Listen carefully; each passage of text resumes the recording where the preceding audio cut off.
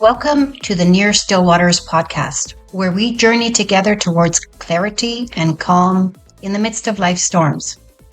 Hi, I'm your host, Susie Lubbers, a wife, a life coach, and a mama to 7 amazing grown children. Having homeschooled all of my children, including my special needs child, I've navigated the challenges of raising them and experienced the bittersweet moments of letting go. This journey has not been about teaching academics, but also about discovering how to find peace and purpose through every season of life. You can learn more about me and my mission at nearstillwaters.ca. In this space, we're dedicated to empowering moms. Whether you're in the trenches of homeschooling, navigating special needs parenting, seeking to rediscover your own passions after years of putting others first, you're not alone. Together, we'll explore strategies to bring clarity into the chaos of motherhood and uncover ways to cultivate calm within ourselves, even while accomplishing the hard things. Each episode will share stories, practical tips, inspirational guidance to help you embrace your journey with grace, resilience, and faith. So grab a cup of coffee, take a deep breath, and let's step into a space of learning and growth. Welcome to the Near Still Waters podcast, where your journey to clarity and peace begins. Hi. So this week's episode is also about burnout. We've had a few episodes now. I think this is number 4 on burnout. And you may think, well, why is she continuing to speak on burnout? And I think I could probably speak for maybe 50 podcasts on burnout. And I think what I really want to do with this series of burnout is to teach moms, homeschool moms, how to prevent burnout and techniques that I used throughout my homeschool years and I continue to use basically every day in my life right now. So again, welcome to this podcast on homeschooling and stress and helping the homeschool mom work through homeschool stress and burnout. Today is a rainy day here in southern Ontario, but beautiful. I'm enjoying the spring, and I hope you are too. The rain came and made everything very green, and the grass is growing very quickly. So I don't know if you can identify with that, but cutting the lawn often is one of the things that we do here around in this 30-acre farm. So we do a lot of lawn mowing. So when we see the rain and the spring, we can see that we're going to be doing a lot of mowing, which is good. We need to keep up with it, and it beats having the winter, but I'm really enjoying the leaves and the beautiful tulips and all the flowers that are coming up in my flower beds and getting my hands dirty within the flower beds. I don't know if you enjoy that, but flower beds can be a source of therapy to some people, not necessarily to everyone. But yeah, grounding in the dirt is a major way to reduce stress. So as today we're going to talk about the importance of inner peace in homeschooling. There was a lady named Marianne Wilson, and she said it beautifully. She said, "Our key to transforming anything lies in our ability to reframe it." This wisdom is particularly relevant to homeschool moms who are navigating many challenges, educating their children, and managing household responsibilities. Understanding the principles of psychoneuroimmunology, or the PNI as it's called for short, reveals how mental experiences directly affect our physical health. Maintaining inner peace is not just beneficial, but it's actually essential to our well-being, our total well-being, spiritually, mentally, and physically. Stress is more than just an emotional reaction. It's a complex psychological process originally designed to help us handle physical threats. In today's world, threats are more likely to be psychological, such as juggling the responsibilities of homeschooling and even just dealing with everyday things within our family. But our bodies still react in the same way. Without proper management, this stress can become chronic, leading to health issues such as fatigue, hormonal imbalances, and even autoimmune diseases. Stressors in our life are what activate the stress response in our body. They can be anything you see, anything you hear, anything you smell, touch, or taste, anything you even think that can do you harm. External stressors like work, money, family, time, cultural expectations, internal stressors, or self-criticism, body image problems, identity problems, memories, and the future can cause our body to go into a stress state.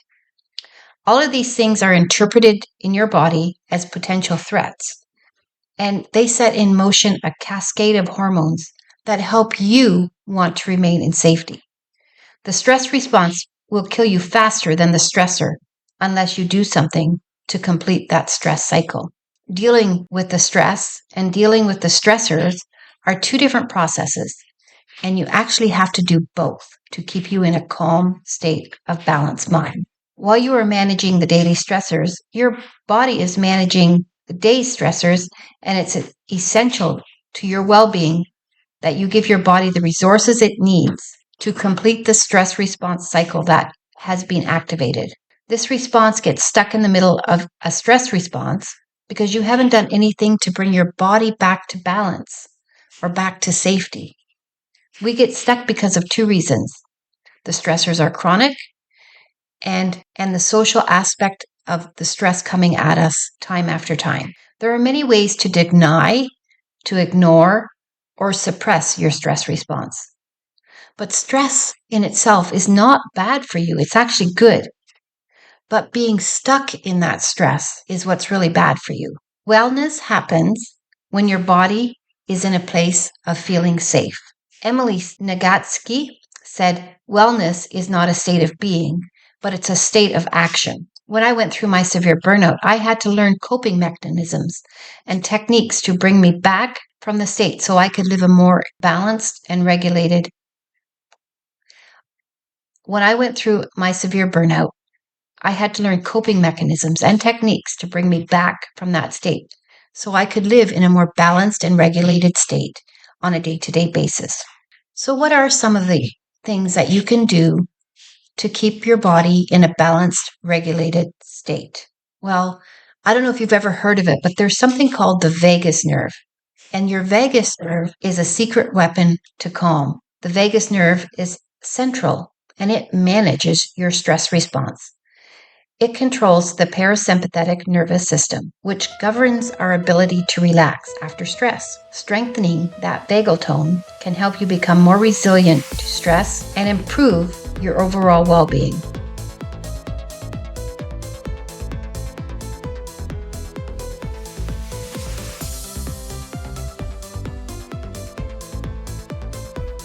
Are you navigating the rewarding but challenging journey of homeschooling? Do you sometimes wish for guidance tailored just for you and your family's unique needs? Hi, I'm Susie Lovers, Christian homeschool life coach, and I'm here to help you find clarity and peace in your homeschooling adventure. Join me on my podcast, Near Still Waters, where we explore the joys and hurdles of homeschooling with faith and love at the center.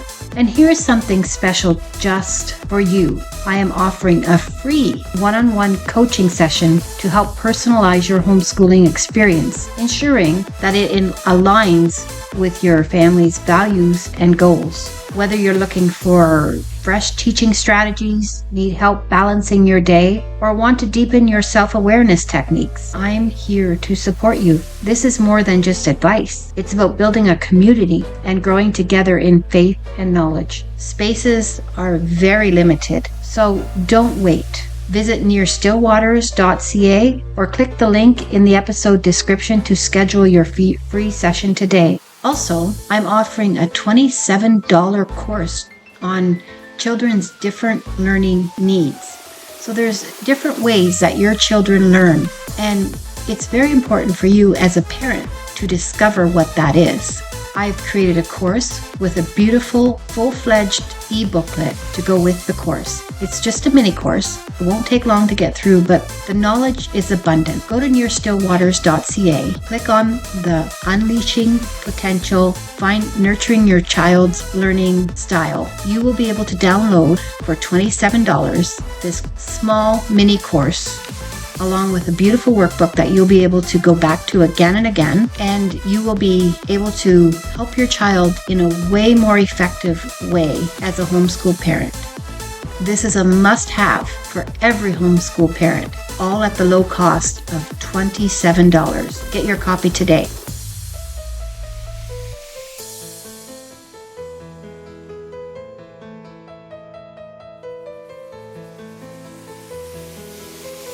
So now I just want to cover about 10 ways how to enhance your vagal tone that you can just do every day as you're doing your work or as you're doing your self-care around your day. Gargling.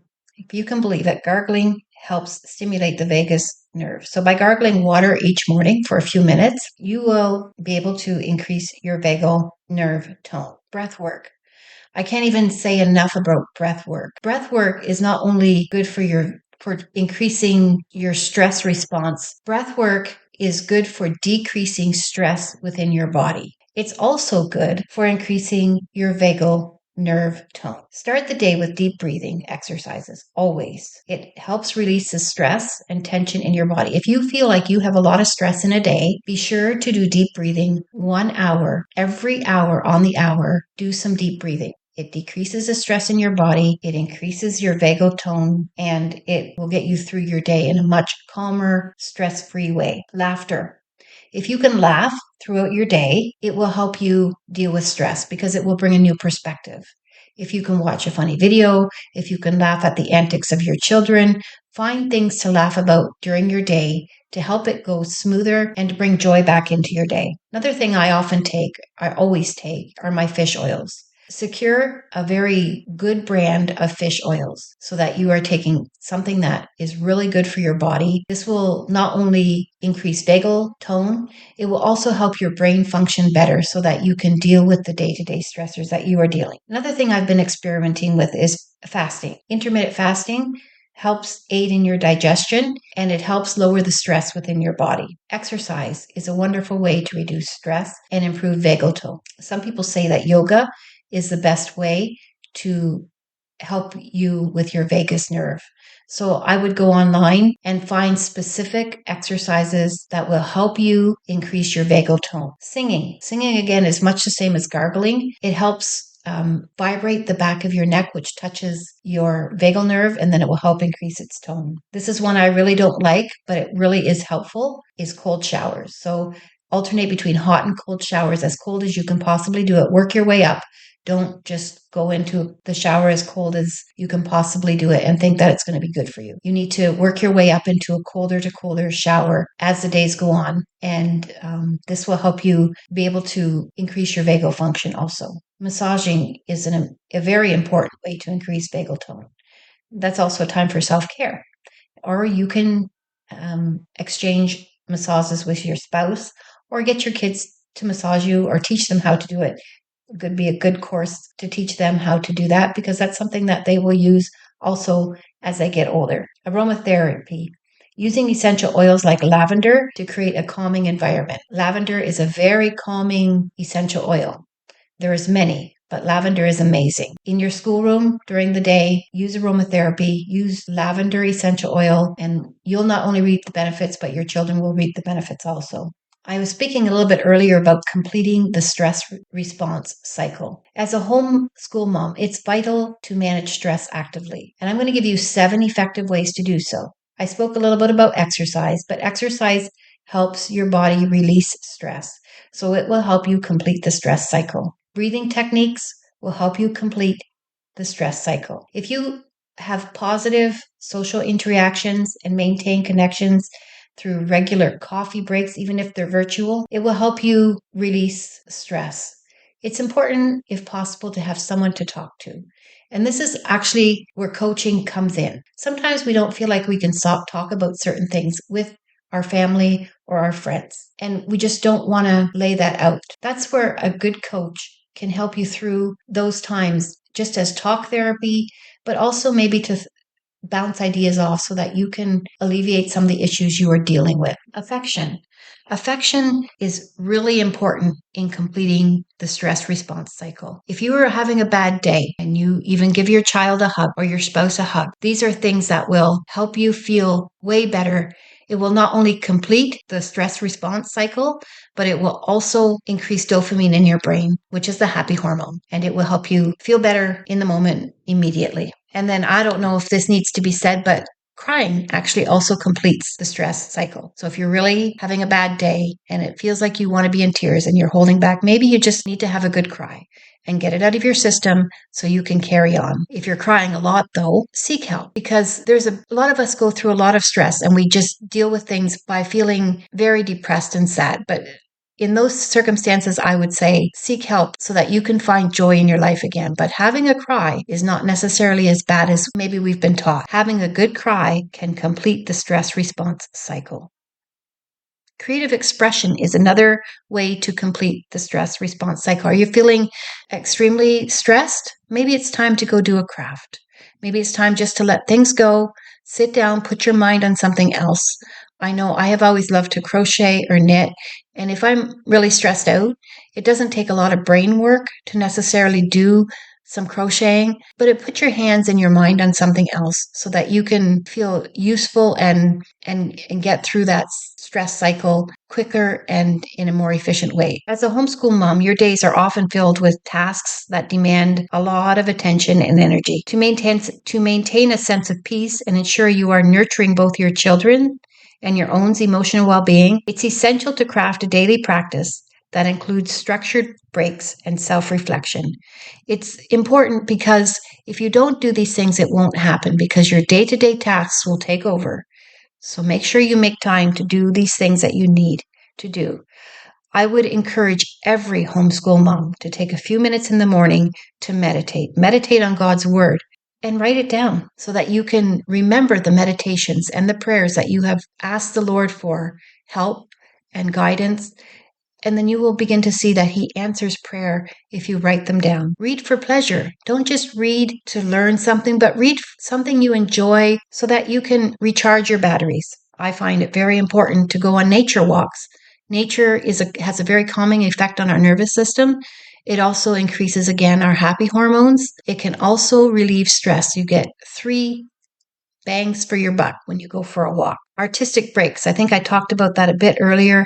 To take time to do something you enjoy to do, like knitting, crocheting, reading a book. Just take time to do things that you enjoy. Another thing I'd like to add to this is to make sure that you keep a homeschool journal. Maintaining a journal can transform your homeschooling journey by allowing you to reflect on both the educational process in your homeschool, but also the emotional states that you can vision in your life. So you can track your educational progress in a homeschool journal. You can make daily emotional check-ins.